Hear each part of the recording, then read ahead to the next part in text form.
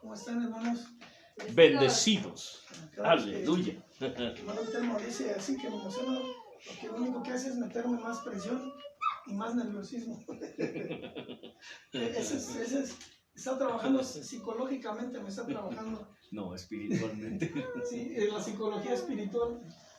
Lo hace porque está pensando en hacer prolongado los temas para él darse un descanso, pero pues, mire, la verdad para mí es un placer estar, me gusta enseñar.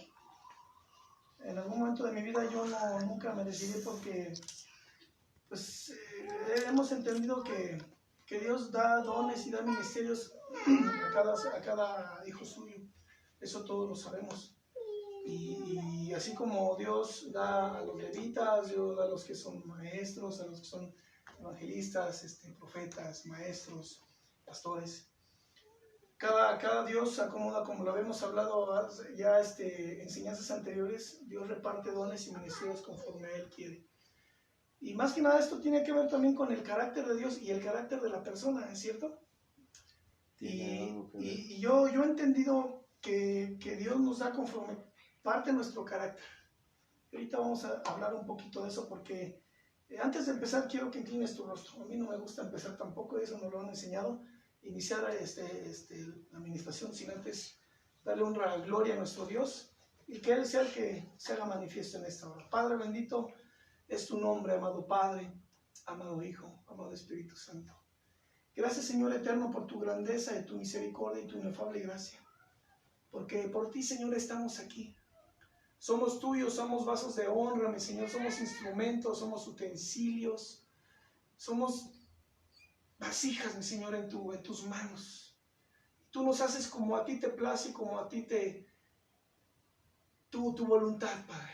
No tenemos nada que decir, nada que hacer, porque siervos inútiles somos delante de tu presencia, oh Dios del cielo y de la tierra.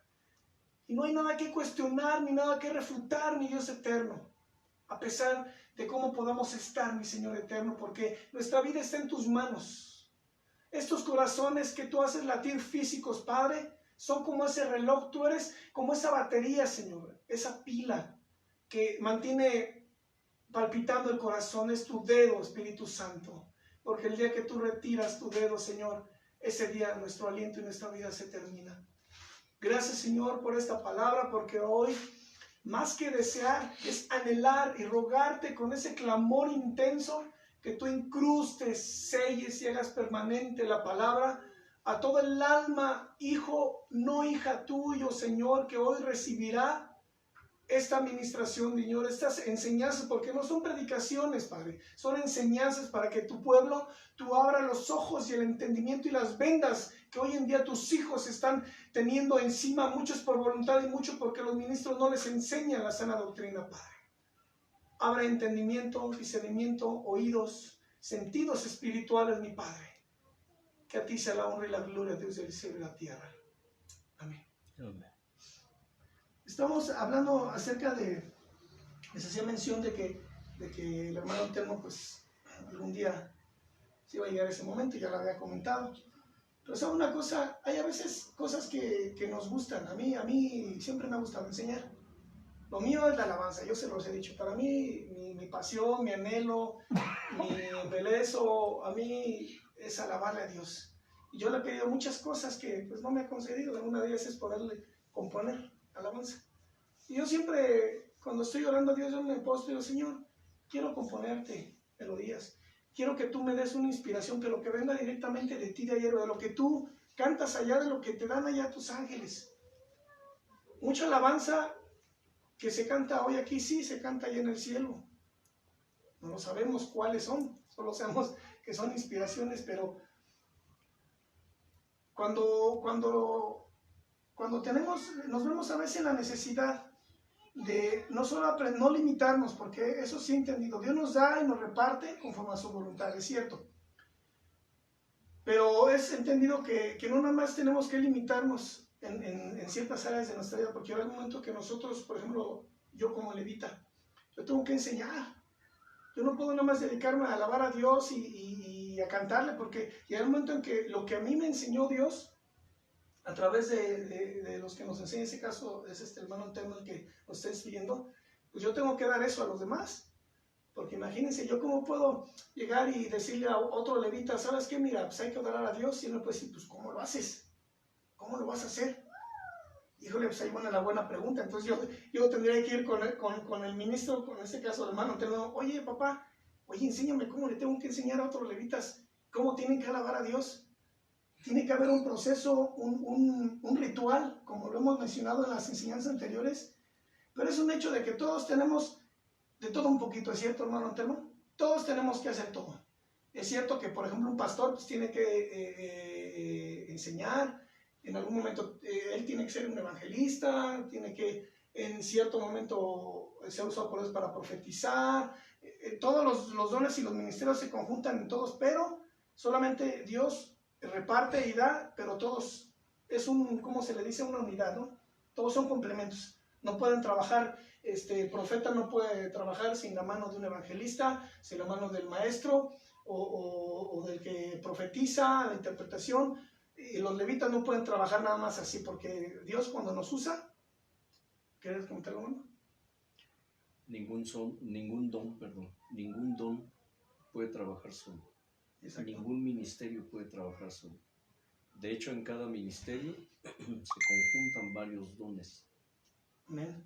Es cierto, sí, y para los que crean que es que, como lo mencionabas, yo soy el profeta, yo no necesito del que lo interpreta así. En la escritura habla de que el que habla lenguas y de interpretación. Es un tema, pues, ahí no me voy a meter, solo lo que quiero decirles es que ningún don se trabaja solo, todos trabajan en conjunto y en unidad. Este tema está muy, muy bonito cuando me lo propusieron, dije, híjole, el tema hasta soy así como, cuando lo dije, híjole, es así como que este tema se llama el gran secreto. ¿Por qué creen que es el gran secreto? ¿Tú te has preguntado, hermano Leo, por qué es el gran secreto en la alabanza? ¿Tú crees que hay un secreto para alabar a Dios, para entrar a su presencia? ¿Sí? ¿Cuál es? Me mira como diciendo, ay papá, ya no me menciones a mí, por favor. El tema del gran secreto es muy interesante. Ya hemos hablado del propósito para que hemos sido creados, cómo Dios separa el ministerio de los levitas. Hemos hablado de que el corazón es engañoso, hablamos acerca del pastel, hablamos acerca de la egolatría de los ministros, de la egolatría de que yo soy para allá, yo soy para acá. Y de hecho el gran secreto ya lo dimos desde un principio, el secreto, solamente que para los que realmente hilan la enseñanza, pues sabemos cuál es el gran secreto, ¿verdad, hermano Antelmo? Solo que a veces no lo asimilamos hasta que después nos dicen el gran secreto. ¿Cuál? Pero si ya lo mencionamos desde que empezamos el tema, ya dijimos cuál era el gran secreto. Y el gran secreto es la alabanza y la adoración a Dios. Pero ¿cómo lo vamos a iniciar? No es posible que hablemos de los propósitos de Dios sin antes conocer el gran secreto de Dios. Yo voy a pedirte que abras la escritura en Jeremías. Vamos a Jeremías.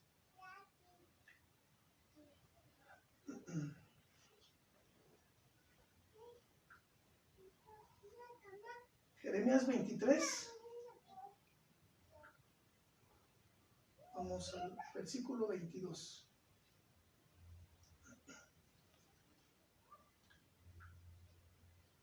Fíjense bien.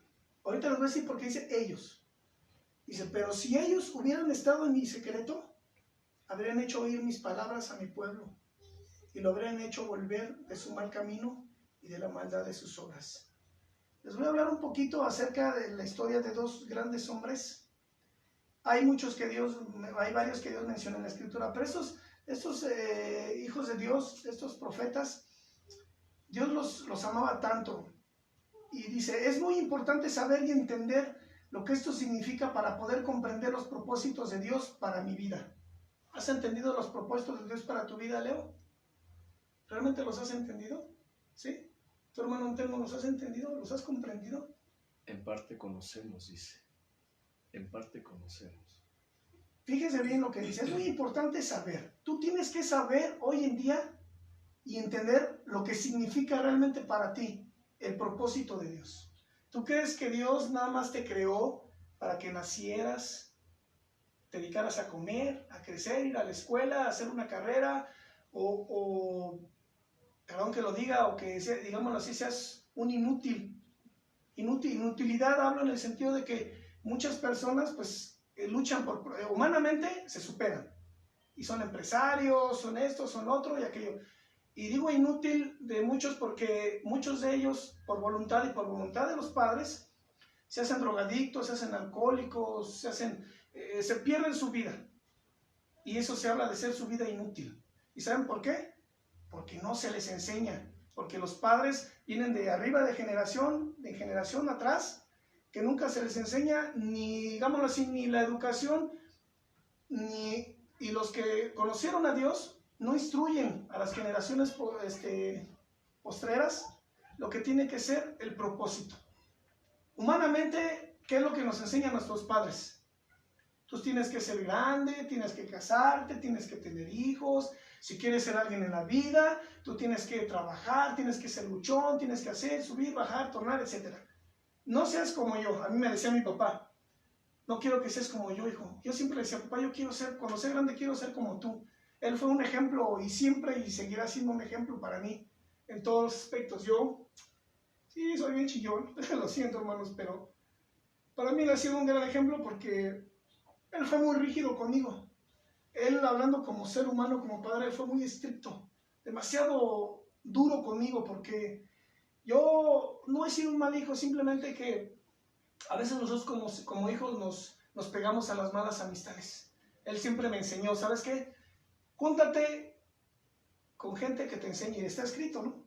Que el que con sabios se junta, sabio será. El que con necios se junta, vas a ser necio. Si tú te juntas con gente que te edifica, serás edificado. Y eso habla de eso lo podemos ver hoy en día en las iglesias. ¿Qué pasa cuando hay hermanos problemáticos? Tú te acercas a ellos y te haces, si el hermano fulano es chismoso, te haces chismoso como él. Si eres un hermano criticón o que está murmurando o que está contendiendo siempre, te haces un contencioso y rencilloso. Pero ¿qué pasa cuando tú te dice la escritura que los espirituales con los espirituales, los carnales con los carnales? Y no hablo de carnales de que hermano y que carnalito, no. Hablo de la gente que está en la carne. Los hermanos que estamos en la iglesia y que solamente vamos a lo que vamos a ver. Pero hay hermanos que espiritualmente, yo por ejemplo, como un ejemplo mi padre, él como ejemplo, o como Leo en la iglesia, vamos, y si yo veo que un hermano se postra de rodillas y está orando, digo, muy interesante, voy a vengarme como el hermano lo hace, quiero ser como ese hermano. Y de pronto, ¿qué pasa? Tú empiezas a buscar a ese hermano porque quieres saber por qué hace eso, qué hace, cómo lo hace, por qué. Entonces, dice la escritura, ese es un hombre sabio, un hermano que busca, me junto con él y te haces como él. Entonces ahí empieza la buena enseñanza y la sana doctrina, porque de esa enseñanza que tú recibes y que tú ves, tú vas a dar a los demás. Y yo veo que el hermano se hinca y se postra a adorar a Dios, y yo lo voy a hacer y se lo voy a enseñar a otro, y se lo voy a enseñar a otro, y así, una cadenita. ¿Y te haces qué? Espiritual como él. Las cosas espirituales como lo espiritual. Amén. Amén. Pero yo les comentaba este punto porque necesitamos, acerca hablando de comprender el propósito, como les decía, que no nada más es de nacer, crecer, desarrollarse, multiplicarse y morir. Ese es el propósito humanamente. Pero hemos comprendido que el propósito más grande de Dios es alabarle, darle honra y gloria y conocer ¿qué? Su secreto. Claro, no vamos, dice la escritura, clama a mí, yo te responderé y te enseñaré cosas que grandes y ocultas que tú no conoces. Híjole, yo a veces me pongo a orar y a veces cuando oramos, digo, Señor, ¿cómo quisiera conocer esos secretos? Hay secretos que jamás Él nos revelará, ¿verdad? Nunca, porque hay tantos que pues, no somos dignos. Y a veces nos podemos saber en la escritura que ni a mismo Moisés, ni el mismo Pablo, que los llevó, ¿verdad? Bueno, les enseñó cosas, pero no fueron dadas para los hombres. Imagínense, hubiera sido bonito que él cuando Dios los llevó y bajaron, contaran todas las cosas, por algo les dijo que no. Yo creo que la humanidad no estaba lista para recibir eso, ¿verdad? Por eso solamente nada más se nos dio como nos decía el hermano Antelmo, y un hermano solo para los entendidos. Entonces, ya entendimos que nuestro propósito no nada más es crecer, nacer, multiplicarse, hacer hijos y morir, sino el gran secreto es alabar a Dios. ¿Y saben por qué? Porque hubieron dos hombres muy importantes que la Escritura habla de Moisés. Bueno, fueron tres, hay más, pero de las historias que a mí me han impactado mucho y que habla toda la Escritura es acerca de Moisés, de David y de Job, y vamos a ver por qué. Yo me emociono y yo te le decía, Señor, pues dame tu inspiración, porque yo me pongo nervioso y estamos aquí en el tema y yo veo al hermano Telmo cómo me mira, como diciendo, a ver, ¿qué vas a decir? Y me pone me empieza a sentir presión, pero vamos a ver. Te voy a hacer una pregunta. ¿Te has preguntado alguna vez por qué Dios amaba tanto a David y a Moisés? Por ejemplo, ¿alguna vez te lo has preguntado, hermano Leo? ¿Por qué amaba tanto Dios a Moisés y a David? Porque tal vez hacían su voluntad. Sí, pero hay una razón muy bonita el por qué eran tan amados por Dios. Hay una palabra muy importante, dice que eran conforme al corazón de Dios. ¿Saben por qué? Entonces, ¿cómo conforme al corazón? Yo puedo entender que conforme al corazón era el corazón de Dios mismo en ellos. A pesar de que sí fueron hombres que pecaron, cayeron, pero vamos a ver por qué. Dice, al grado de que Dios los tenía y los consideraba como hombres conforme a su corazón. En el libro de Números, vamos a Números.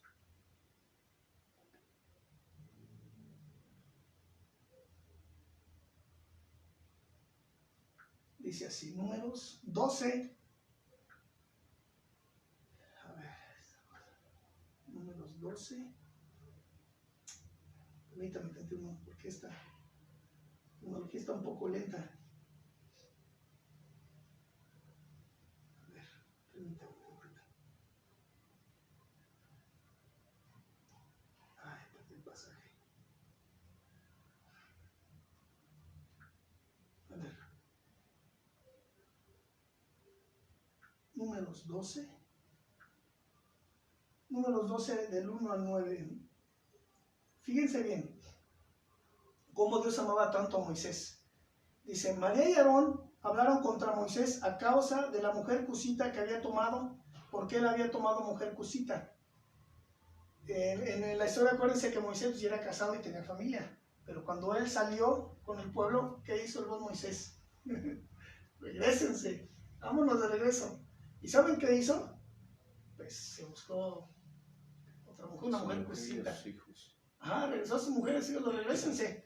No podemos saber por qué. Puede ser, no creo que porque le estorbaron el sentido humano, sino porque a lo mejor pues ellos no estaban dispuestos a seguirlo hasta allá, o porque decidieron, ¿sabes qué, Moisés? Yo me regreso acá y lo que me espera allá, pues no, bueno, yo quiero seguir viviendo acá, no sé. La razón no la sabemos. Pero dice que hubo una grande molestia de María y Aarón, y fíjense bien cómo esa inconformidad, y ellos hablaron mal de Moisés, que Dios se enojó. Tomó una mujer cusita, y cusita no es exactamente de que sea la nación de Cus, sino cusita significa una mujer morena, una negrita, ¿no? Y eso significa cusita. Era de Cus, pero no porque fuera de la nación de Cus. Cus se conocía a la nación que hoy conocemos como Etiopía. Etiopía. Antes le llamaban Cus. Y en las raíces etimológicas del lenguaje, su significado Cus o etíope significa de piel oscura, negro. Moisés tomó a una mujer negrita, no me gusta usar estas palabras porque suenan como ofensivas. Sí, suenan. De hecho, yo cuando, en vez de decir hablando de personas de color negro, sí, en vez de decir, mira, un negro, yo digo un moreno. Aquí uno en de México, piel de piel oscura. Aquí en México decimos morenos. Sí, porque aquí realmente ahora ya decirle negros es una palabra despectiva. A veces se usa, o casi siempre se usa de forma despectiva, con desprecio, y la verdad sí. Yo por eso digo un moreno. Moisés tomó una mujer morena de piel, de color piel oscura. Ajá. De Cus, es decir, de Etiopía. Amén. Y dice, y dijeron, solamente por Moisés has hablado, Jehová, ¿no ha hablado también por nosotros? Y los oyó Jehová. Y aquel varón Moisés era muy manso, fíjense bien. Dice la escritura que no ha habido hombres más mansos que Moisés, ¿cierto? Dice, más que todos los hombres que había sobre la tierra. Luego dijo Jehová a Moisés, a Aarón y a María, salgan ustedes tres al tabernáculo de reunión, y salieron ellos tres. Entonces Jehová descendió en la columna de la nube y se puso a la puerta del tabernáculo y llamó a Aarón y a María y salieron ambos. Ya saben que les iba a tocar su regañada, porque estaban murmurando y estaban quejándose de lo que había hecho Moisés, ¿cierto? Dice, no así a mi siervo Moisés, que es fiel en toda mi casa. Fíjense, era fiel en toda su casa. Cara a cara hablaré con él y claramente, y no por figuras, y verá la apariencia de Jehová, porque pues no tuvisteis temor de hablar contra mi siervo Moisés. O sea que a pesar de la falla que tuvo Moisés, Dios lo amaba tanto que se enojó contra sus hermanos, ¿cierto? Y les dijo, ustedes vuelven a hacer eso y les va a tocar, cállense. Están hablando en contra de mi siervo, de mi hijo, ¿cierto? ¿Y saben por qué? Porque el amor que tenía y la pasión y esa sencillez de Moisés era tan grande que estaban ellos, él estaba embelesado con Dios. Y la forma en cómo él buscaba la presencia de Dios era tan simple, tan sencilla, que no había soberbia, no había altivez, no había vanidad, no había nada que corrompiera su corazón, porque dice que el corazón era conforme a Dios. Y él para todo se postraba. Vamos a 1 de Samuel.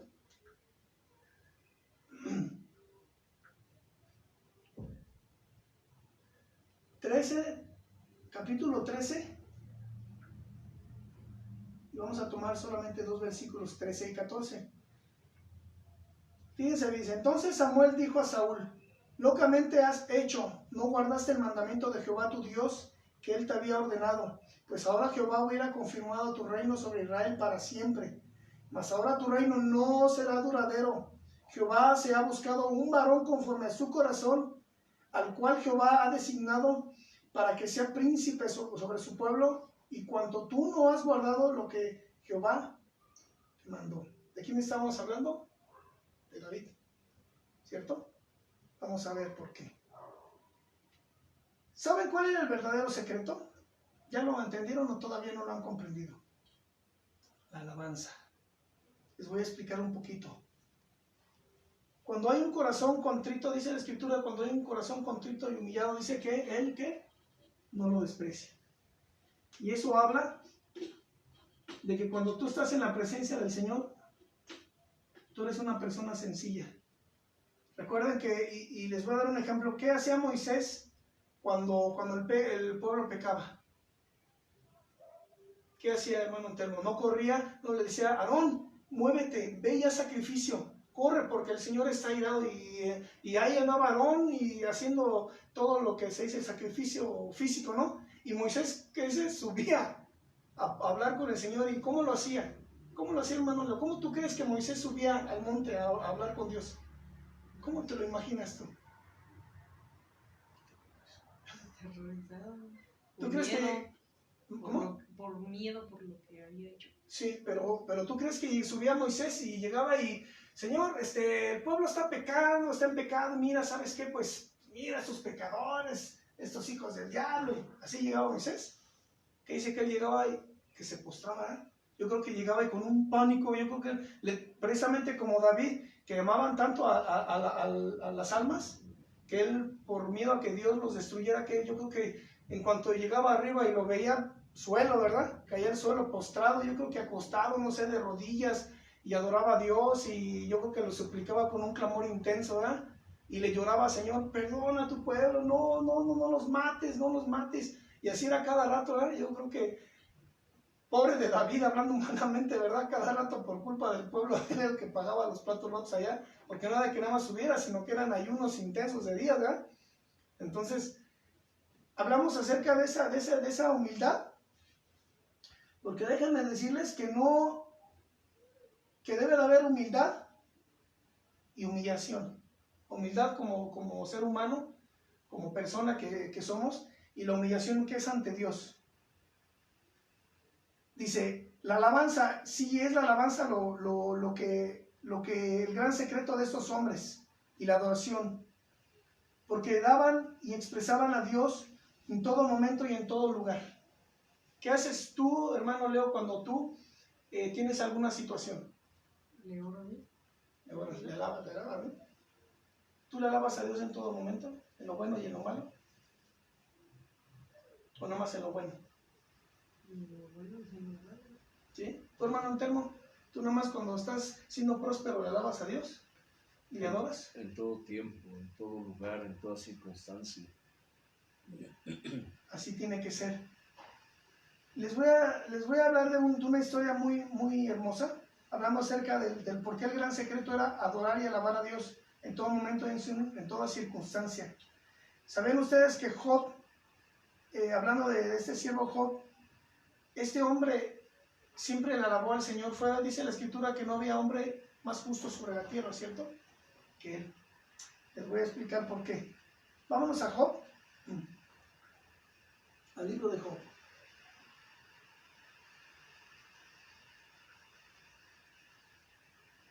Capítulo 7.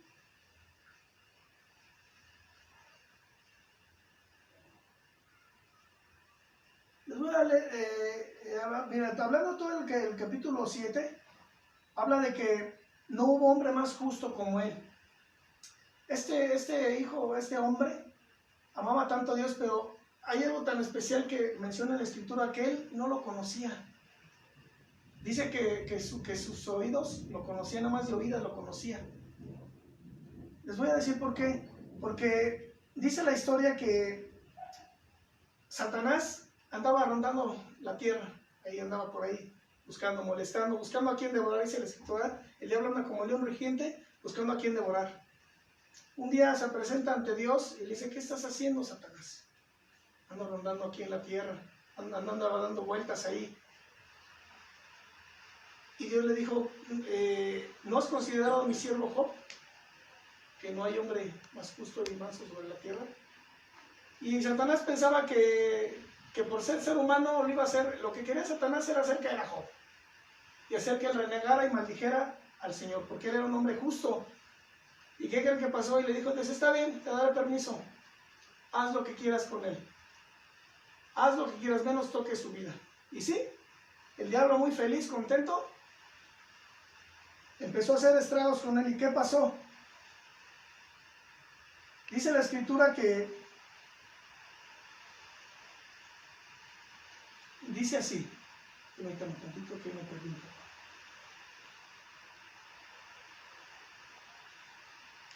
Dice que Job lo perdió todo. Dice que primero, de pronto, él era un hombre muy rico, tenía mucho, ¿cierto, hermano Telmo?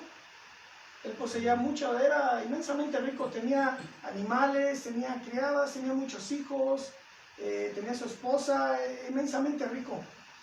Y Satanás pensó que quitándole todo, pues iba a renegar de Dios, ¿verdad? Como ahora, más adelante veremos el por qué tiene que ver con nosotros como seres humanos. Pero dice la Escritura que de pronto perdió sus bueyes, perdió asnas y criados. Y todo eso lo perdió en poco tiempo, ¿verdad? ¿Cierto? Y dice que después llega uno de sus criados y resulta que le llegan y le dicen, Job, ¿qué crees? Que ya perdiste tus ovejas y a tus pastores. Job lo único que hacía era glorificar a Dios, postrarse a tierra y adorarlo. De pronto llega otro y le dice, ¿qué crees, Job? Que acabas de perder a todos tus hijos y a tus hijas. Entonces dice Job que igual se postró a tierra a adorar y a darle honra y gloria a Dios. El darle honra y gloria a Dios tiene que ser en medio de la riqueza y la prosperidad. Ya lo hemos preguntado ahorita. Y si solamente le damos honra y gloria en la riqueza o la prosperidad. Y habla de cuando hay momentos en los que Dios nos da, nos empieza a dar en abundancia. Y nosotros en alguna vez nos sucedió, ¿cierto, hermano Antelmo?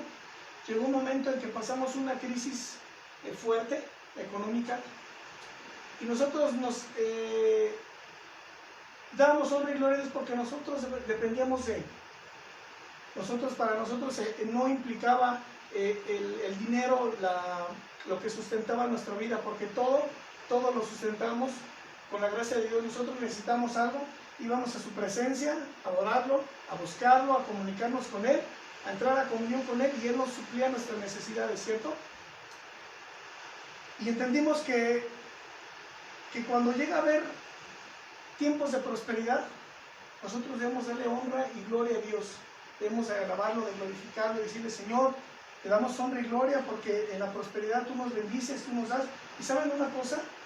Lo que Dios nos da en riqueza y en prosperidad, tenemos que darlo a los otros, porque no es para nosotros. Nosotros tenemos que darlo a los pobres y a la gente que necesita, que no tiene.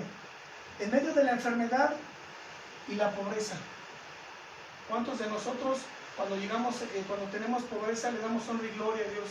¿Cuántos, hermano Leo? Realmente cuando estamos en pobreza decae nuestro ánimo, ya no queremos orar, ya no queremos buscar a Dios, porque entramos en una etapa de frustración, de que no queremos saber de nada, y empezamos a cuestionar a Dios. Empezamos a decirle: Señor, ¿por qué? ¿Por qué yo soy pobre y aquel tiene mucho dinero? ¿Por qué en la enfermedad? Señor, si realmente eres mi sanador, ¿por qué no me sanas? ¿Por qué no haces el milagro? Y empezamos a dejar de buscar la presencia de Dios. En medio de la persecución y la soledad, ¿cuántas veces te has sentido solo, hermano Antelmo? Muchas veces. Y muchas veces, ¿por qué? Porque ves la traición de la familia, ves la traición de los hermanos. A veces nos sentimos traicionados por Dios, digámoslo así, ¿cierto? Porque nos empieza a ir, todo va contrario a lo que realmente nosotros deseamos y queremos. Ahí es cuando empezamos a sentir ese enfriamiento. Pero ¿qué creen? Que este hombre Job era recto, era, digámoslo así, santo ante el Señor. Porque a pesar de que ya lo había perdido todo, todavía aún así, está escrito que le cayó una enfermedad. Dice que le cayó una terrible sarna, a él le salían gusanos de su piel. Quiero imaginar que, no sé cómo podría ser esa enfermedad, hermano Antelmo. Pues era una sarna que se comía su piel. Dice que su piel era costra, ¿no? Llena de gusanos. Ajá.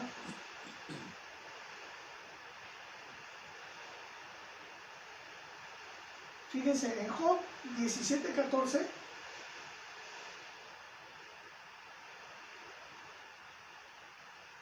Job 17:14.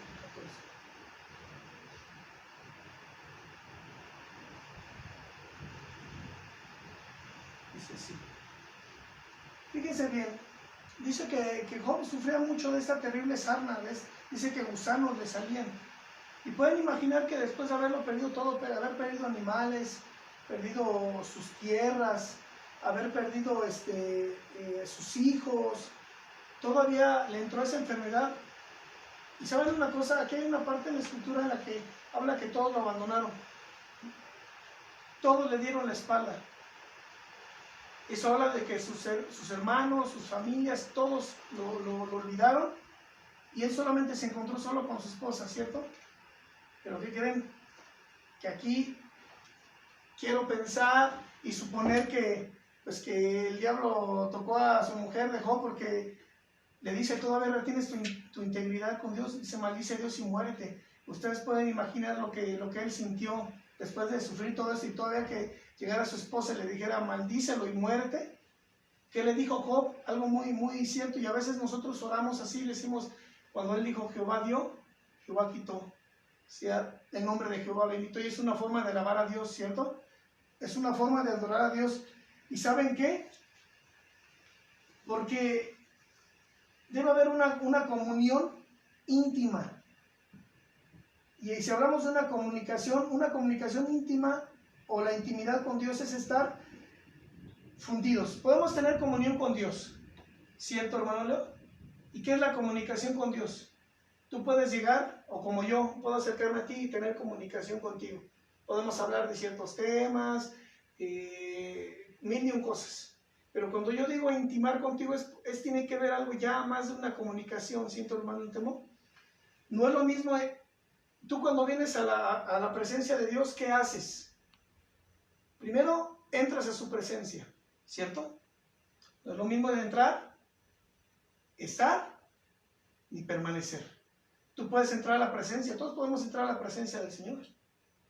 Puedes estar en la presencia de Dios, como hoy, estar ahí en la presencia metidos, pero la diferencia es permaneces en la presencia de Dios. Y eso habla de estar mezclados. Cuando tú entras con el Señor, cuando tú estás conectado con Él, ya estás en su presencia. Y le dices, Señor, quiero permanecer en tus atrios, como estos hombres, como Moisés, como Job, que ellos estaban ya allí fundidos con el Señor, a pesar de que Job no lo conocía de sus ojos, pero sus oídos lo conocían, y para él era más que suficiente. Yo creo que ahí sí tiene que ver la fe, ¿verdad, hermano Antelmo? Que él por fe, porque él no lo conocía. Él solamente se guiaba, él creía y estaba convencido y seguro que había un Dios, y que ese Dios era el gran Dios, el que algún día tal vez lo iba a conocer, sus ojos lo iban a ver, y yo creo que se le cumplió, porque dice la Escritura que él, a pesar de que él estaba sufriendo, los gusanos le salían de su piel, pero él no dejó de glorificar a Dios, él no dejó de postrarse ante la presencia de Dios, y quiero pensar que día con día, no sabemos cuánto tiempo duró con la enfermedad, pero él glorificaba, él honraba, él adoraba a Dios, y él hablaba con él. Tal vez él le suplicaba, Señor, sáname, o cúrame, o líbrame, o restaurame, o él simplemente adoraba a Dios, como lo hacemos, alabarlo, glorificarlo, o platicar con él, ¿cierto? Hay tantas cosas por el cual el secreto de Dios y para Dios de nosotros hacia Él tiene que ser alabarle y glorificarle. Es como cuando hablamos de ir a su presencia o venir. ¿Tú vas a su presencia, hermano Antelmo, o vienes a su presencia? Pues no es lo mismo, ¿verdad? es interesante. ¿Tú vas a la presencia o vienes a la presencia? Trato mejor de estar en su presencia. Es cierto, es buena pregunta, ¿eh? Ya lo puse a meditar al hermano Antelmo. Sí, porque podemos decir, yo quiero ir a la presencia. O vas o vienes a la presencia. Yo creo que si vas o vienes, en cuanto estés, es estar, ¿verdad? Y permanecer, que es lo que todos deseamos. Y esa era la pregunta. ¿Será lo mismo venir, entrar, estar y permanecer en su presencia?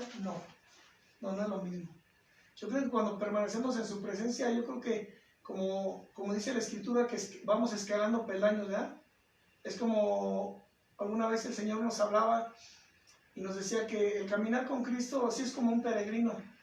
De hecho, hay un libro que se llama El Peregrino, ¿verdad? Y está muy interesante. Fíjense, a mí no me gusta leer, pero un día mi papá me dijo, ponte a leer este libro. Pues que a mí no me gusta leer. Está muy interesante. Bueno, ya así como que de malas agarré el libro y ahí lo tuve. Y abrí la primera hoja y empecé a leer. Y me empezó a gustar. Y está muy interesante el libro. ¿Y qué creen? Que si no terminé de leer. Y me dijo, papá, ¿qué te pareció? Pues eso relata la vida de un cristiano, ¿verdad, papá? La vida de un cristiano. Y es cierto. Y la vida de un cristiano es como la de un peregrino. Y la vida de un peregrino es como una escuela. Vamos subiendo de grado. Vamos aprendiendo cosas. ¿Qué pasa tú, hermano Leo? Sales de primero y te vas a segundo, a tercero, a cuarto, quinto, a sexto, entras a la secundaria y te vas a la prepa, ¿cierto? Pero ¿qué vas aprendiendo cosas nuevas y vas subiendo de años, ¿cierto? Así es en la presencia de Dios. Cuando estamos en su presencia, vamos como escalando esos peldaños, hermano, vamos llenándonos de su presencia, vamos buscando su rostro, vamos entrando en esa intimidad en la que ahí es cuando decimos, Señor, muéstranos cosas grandes y ocultas que no conozco. Y Dios dice, bueno, estás ya bien metido conmigo, te voy a enseñar algo nuevo, hijo. Mira, hoy te voy a enseñar esto y esto y esto. Y más entramos en la intimidad con el Señor y nos va enseñando cosas nuevas, diferentes, ¿cierto? Dice así. Dice, a pesar de que no terminó el sufrimiento de Job, él sufría todavía en cuerpo el dolor, el tormento de esa sarna maligna que lo estaba consumiendo poco a poco. Y todavía después de todo, de que sus amigos y su mujer lo dejaron, lo hizo peor todavía este sufrimiento, pero él seguía glorificando a Dios. A pesar de todo, Job siempre alabó y adoró a Dios, a pesar de lo que sucedía. Podemos entender que es interesante cómo estos hombres habían llegado a tener esa relación tan íntima y profunda con Dios a través de la alabanza y la adoración. A mí esa historia de Job me conmueve mucho porque nosotros hemos pasado por enfermedades, hemos pasado por situaciones bien duras y ¿saben una cosa? Ahorita que estoy recordando, recuerdo cuando me habían detectado artritis reumática. Ha llegado mucha gente al lugar de provisión, mucha gente enferma con artritis, ha llegado gente con cáncer, con tumores. Hace unos días, el hermano Telmo está ministrando a un hombre que tiene, creo, quistes en la cabeza, ¿no? Y ¿saben una cosa? Ahora la gente, mucha gente llega y se le habla, les hablamos del Señor, y mucha gente reniega, está inconforme por lo que les está pasando. Y lo interesante es que la mayoría de ellos conocen de Dios, se reúnen en congregaciones, ¿cierto, hermano Telmo? Conocen y reniegan, no maldicen a Dios, pero están inconformes. Cuando a mí me pasó esta situación, ¿saben una cosa? Yo entré así en una etapa como depresiva, digámoslo así, pero yo me aferré a Dios y alababa a Dios y lo adoraba al Señor. Gracias por eso, gracias por esto, gracias por esto, Señor. Yo sé que tú me vas a sanar. Y a veces veía a mi padre llorando, veía a la familia llorando por mí, por la situación en la que yo estaba. Y ¿saben una cosa? Yo oraba y lloraba y el Señor, quiero ver tu mano poderosa, yo te alabo, yo te bendigo. Y aunque físicamente yo estaba pues ya mal, yo no dejaba de alabar a Dios, yo no dejaba de glorificarlo. ¿Y saben qué? Nunca pasó por mi mente el renegar de Dios. Nunca. ¿Y saben por qué? Porque es cierto, cuando te enseñan la sana doctrina, y cuando, por ejemplo, el hermano Antelmo a mí desde niño me enseñó que debemos tener fe, mucha fe en Él. No importa lo que estemos pasando, las situaciones que vivamos, debemos de aferrarnos a Él.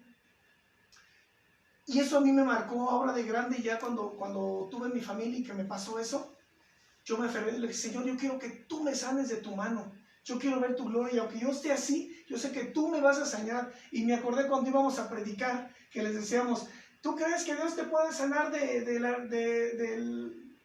tal o cual enfermedad? ¿Tú crees que Dios puede sacar a tu familiar de aquí? Tú puedes, si crees, Dios puede levantar a tu familiar íbamos a los hospitales. Y de pronto nos vemos en la situación nosotros, ¿cierto, hermano Antelmo? Es fácil para nosotros, como hijos de Él, decirle a la gente que glorifica a Dios, que se mantenga firmes, que tengan fe, que alaben a Dios en lo bueno y lo malo. ¿Y qué pasa cuando nos pasa? Ahí es cuando como que nos fruncimos, ¿cierto? Pero ahí fue cuando entendí, que dije, ahora entiendo, Señor, ahora que me está pasando a mí, ahora sí quieres poner a prueba mi fe a ti, alabándote y glorificando. Y ¿sabe una cosa? Yo le alababa a Dios, le glorificaba, y yo me hincaba y yo le rogaba, y Señor, sáname, sáname. Y un día le dije, Señor, si tú me sanas, si tú me levantas de esta cama, yo te prometo que le hablaré a otros de lo que tú has hecho en mi vida. Y ¿saben una cosa? Eso hace ya, va para 10 años de esa enfermedad. Y mírenme, hace 1 año y medio me entró la bacteria en una pierna, me iban a cortar el pie. La misma situación, estuvimos en clamor, en adoración, inclusive dejamos de hacer algunas actividades porque yo no me podía levantar. Pero ¿saben una cosa? Yo ahí sentado en el sillón, así yo agarraba, mi padre me pasaba mi guitarra, nos poníamos a cantar a Dios, ¿cierto, hermano Antelmo? Nos poníamos a adorar y a glorificar el nombre de Dios, porque yo le decía, Señor, mi pie no me va a impedir que yo, con esas manos que tú me diste, yo te alabe, yo te glorifique, te demos honra y gloria. Y alabábamos al Señor, así yo estando sentado en un sillón con los olores intensos, la pierna me supuraba, me salía agua, sangre. Y así alabábamos a Dios, porque entendimos que el gran secreto, el secreto, era alabarle y adorarle al Señor. Y vemos que vamos a Salmos, en el libro de Salmos. Vamos a leer un poquito la historia de David. Vamos al libro de Salmo.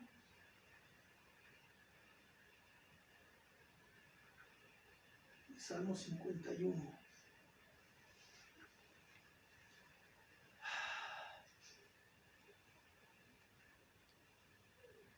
Fíjense bien. De hecho, es todo aquí, mira, vamos a hablar un poquito de que David también era conforme al corazón de Dios. A pesar de que David fue un hombre que pecó muchas veces, que hizo, subió, bajó, tornó, al final de cuentas Dios vio su corazón, que el corazón de David era conforme a él y siempre le alabó, le adoró, que fue reprendido, sí, muchas veces, y una parte en la que, por ejemplo, cuando se acuerda de la historia, cuando él tomó la mujer de su soldado, de su capitán, y mandó matar, el hombre se llamaba Urías Eteo, ¿sí lo recuerdan? Que él deseó la mujer de su prójimo y la tomó como mujer y mandó matar al que fue su amigo, era su escudero, su capitán. Yo creo pensar que era su segundo al mando, no sé, pero él por los deseos de la carne tomó a su mujer, a Jezabel. Digo, podemos decir cómo la tomó, si pues digo, ahí en la historia pues habla que también esta mujer pues se paseaba por ahí, yo creo que para la misma hora que David salía y veía su reino, no lo sé, y él pecó. Y saben una cosa, cuando esto sucedió, él fue y se arrepintió. Y los arrepentimientos de David eran tan sinceros, tan simples, tan humildes que sabes una cosa, Dios lo perdonó, pero aún así Dios lo castigó. Lo castigó con la muerte de su primer hijo, el que tuvo, recordamos en la historia que él le quitó la vida, ¿cierto? Y por causa de ese pecado Dios no quitó la espada de su casa. Y eso habla de que él siempre fue perseguido, no solamente por los de afuera, sino por los de adentro. Cuando nació su otro hijo, Salomón, ¿qué pasó? Salomón quiso matarlo a David, ¿cierto? ¿No fue Salomón? No, Absalón. Absalón, perdón, me equivoqué. Absalón, disculpen. Quiso matar a su padre por la maldición que él echó, por los pecados que él hacía, pero él nunca dejó de glorificar a Dios. ¿Saben una cosa? Ahora en estos días hemos perdido esa sencillez, esa nobleza, esa humillación ante Dios. ¿Qué hacen los ministros hoy en día, hermano Antelmo? Ahora los ministros, precisamente hablando un poquito de que el yo soy, ya no se postran ante la presencia del Señor. Hemos ido a congregaciones donde los ministros ya no se postran. Simplemente llegan, a veces llegamos temprano a las reuniones y nos damos cuenta que son los ministros porque pues están ahí enfrente, ¿cierto? O porque ya nos damos cuenta de antemano que pues hay algo ahí, se les ve cómo miran, cómo te analizan, si eres contendiente, si eres, ¿cómo se dice? Adversario, o si eres alguien que puede provocar algún problema según ellos. Pero ¿qué pasa cuando a veces llegan ministros? No te saludan, llegan, no oran, no se postran, y eso habla de que no hay esa humildad, ¿cierto? Y la humildad empieza en el momento en que tú te postras ante la presencia de Dios, que tú entras al lugar santo, y el lugar santo lo vemos humanamente, el lugar o en la iglesia donde tú llegas. ¿Qué es lo que hacía Moisés? Moisés era un hombre humilde, él era un hombre manso, que él se mezclaba con el pueblo, ¿cierto? Y quiero pensar que él les enseñaba cómo deberían buscar a Dios, ¿cierto, hermano Antelmo? Él les enseñaba cómo tenían que hacerlo, que el pueblo a veces es rebelde, renuente, no quiere hacer las cosas como Dios le manda, por eso vienen las consecuencias. Pero nosotros como ministros tenemos que enseñarle al pueblo cómo debemos entrar a la presencia de Dios, cómo debemos adorarle, y eso no nada más tiene que ser para los que alaban a Dios, para los que adoran, sino para todos. Todos tenemos el deber, son deberes y obligaciones espirituales, ¿cierto? Que no queremos tomar, porque ahora, como hablábamos hace ratito, se guían por protocolos.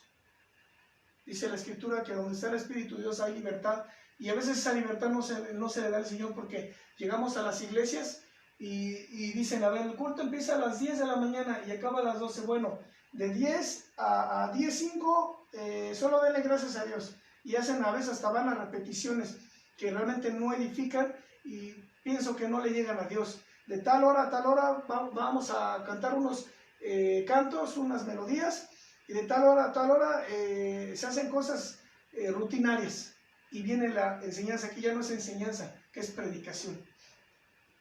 Hemos perdido de vista, hablamos hace días el hermano Antelmo y yo acerca de que se han perdido,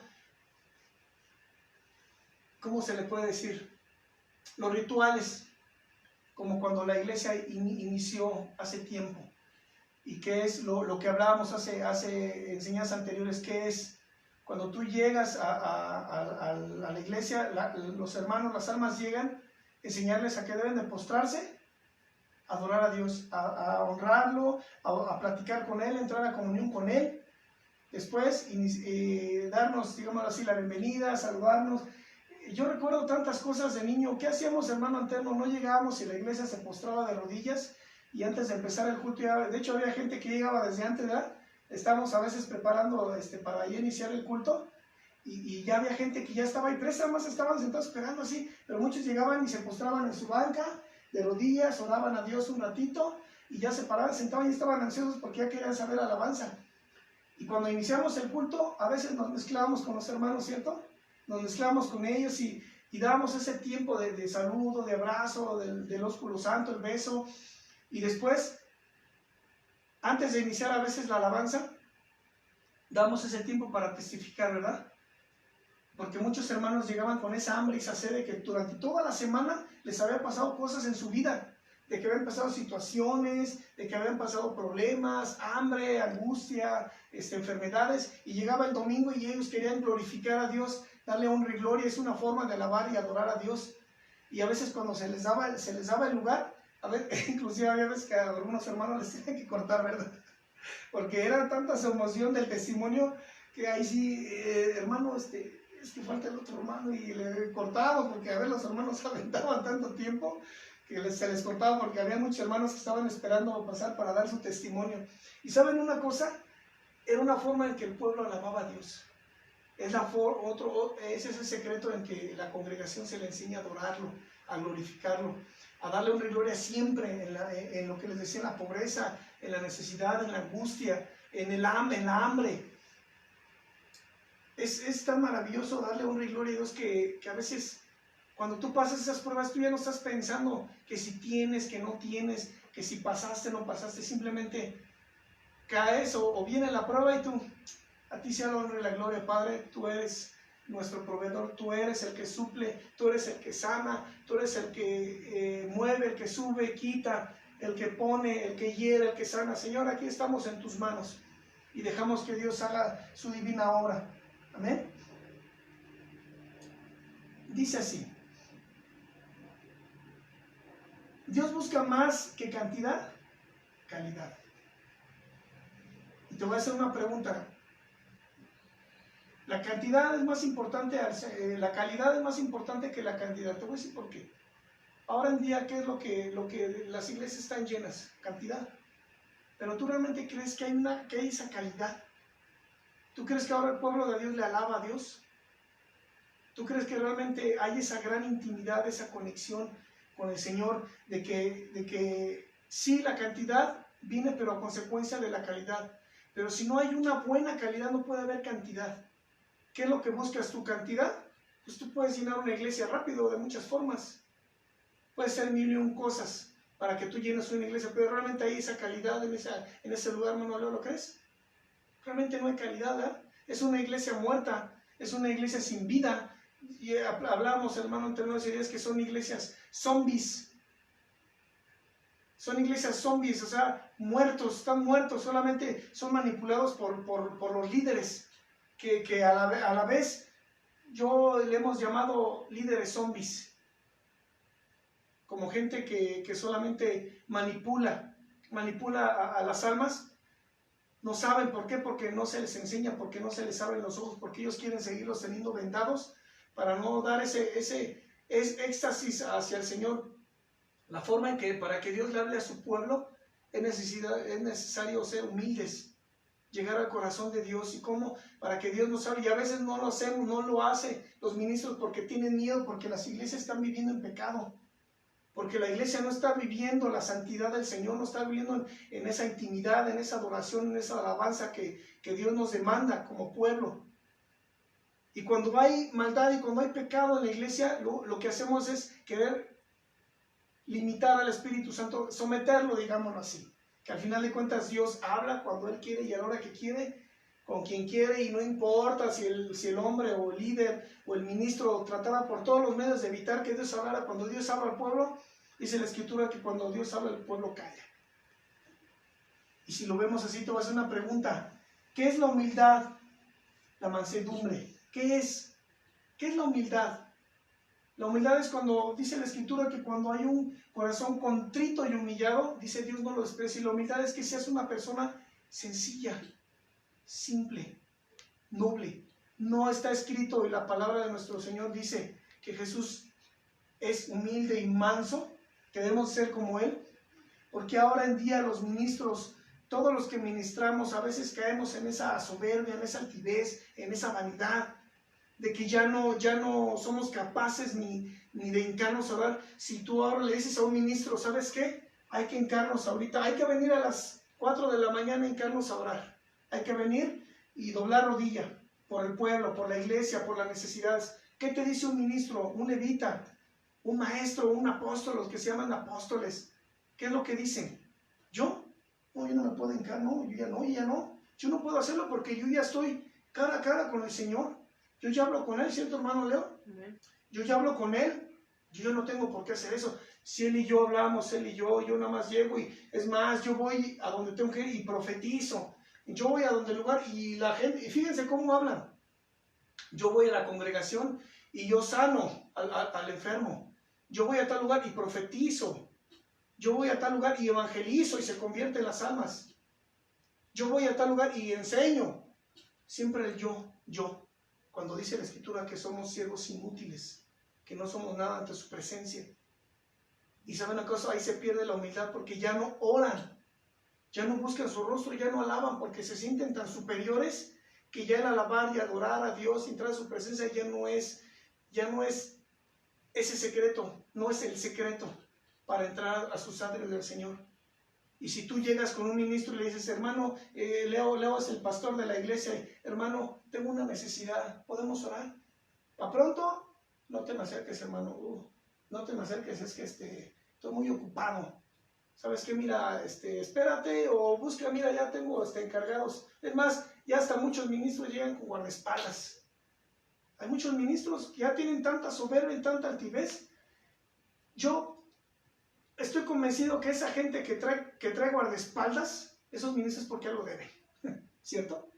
Jesús no traía guardaespaldas, los profetas no traían guardaespaldas, y si traes un guardaespaldas, y eso lo sostengo, los ministros de ahora, los grandes, según siervos, líderes, conocidos y aún no conocidos de aquí, traen sus guardaespaldas, sus guaruras que los protegen. ¿De qué se esconden?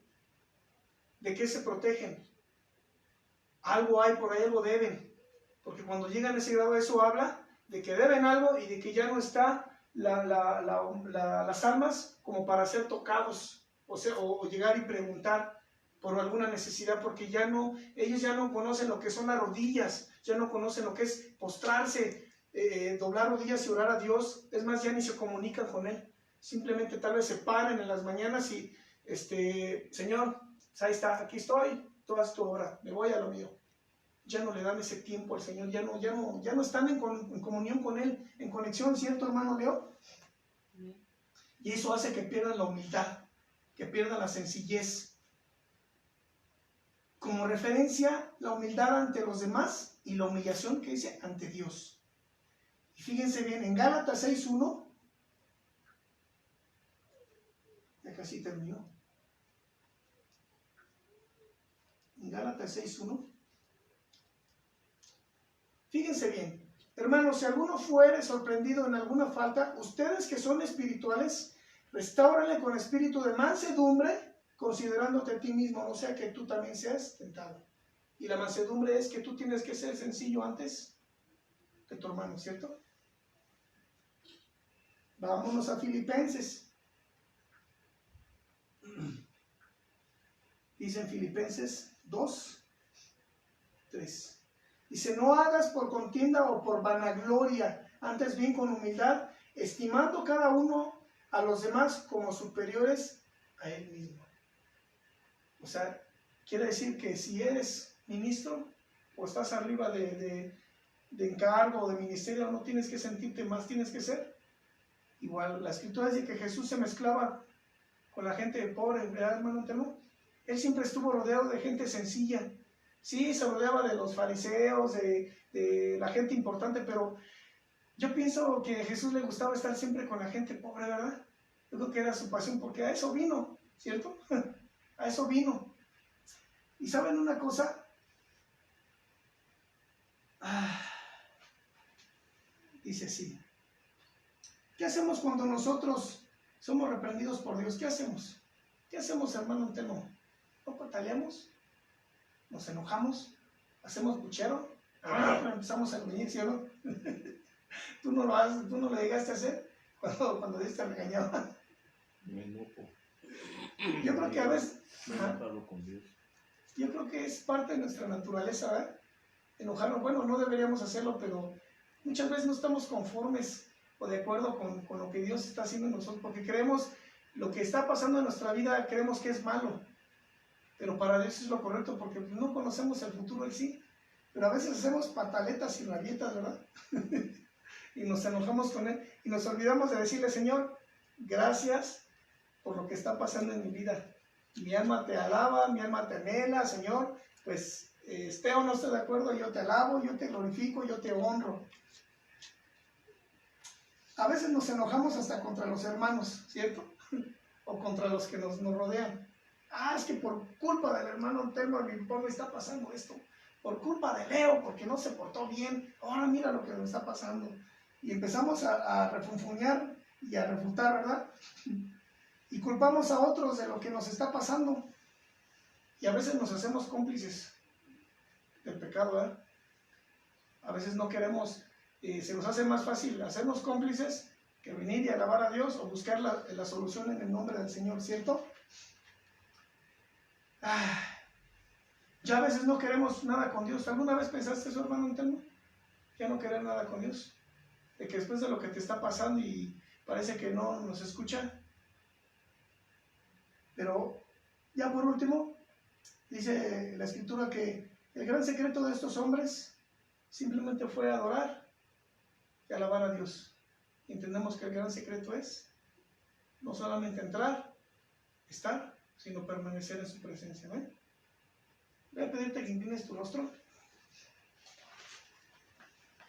Vamos a darle honra y gloria a Dios y pedirle que Él sea el que incruste y penetre esa palabra lo más profundo, solo en nuestro corazón, sino en todo nuestro ser, que es espíritu, alma y cuerpo.